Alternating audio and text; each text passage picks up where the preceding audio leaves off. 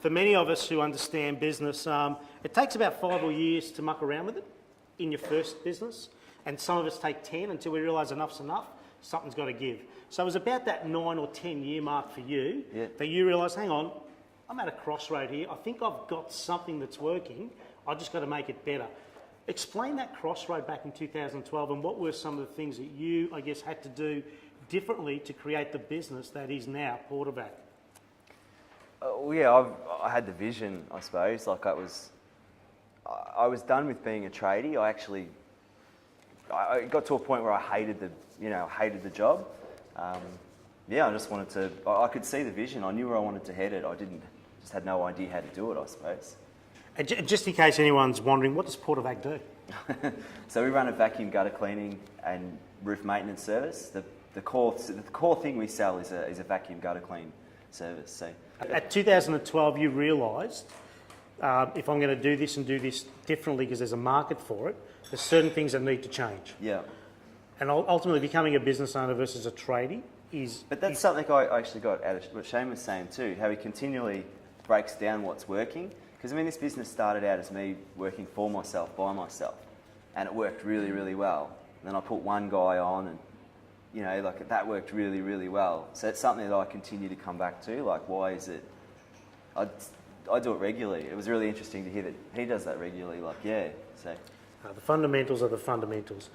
But what are some of the challenges that you see, Dave? That again, you're not as much nervous, but you're prepared to take on. Yeah, well, I'm excited by the challenge, but it continues to come back to the people and the right people, employing the right people, like not being afraid of getting rid of the wrong people the second they look like the wrong people. Like we've obviously been fairly active in Sydney over the last, not too long, but that's, we've managed to turn that profitable in a really short amount of time with a lot of expenses. We've hit the market really hard there as the leaders. It's just exciting. I know it's going to be a headache and a half, but how often are you looking at your numbers these days? Your data? Yeah, daily now. Yeah. Why?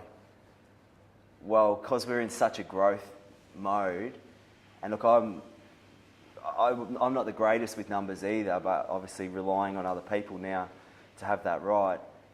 We're in such a growth mode, like with a couple of months or even a couple of weeks of no profit, like it's, we're still spending at the same rate. Like we could be in a world of trouble really quickly. What do you seriously put the finger on the pulse for being your biggest change that you made?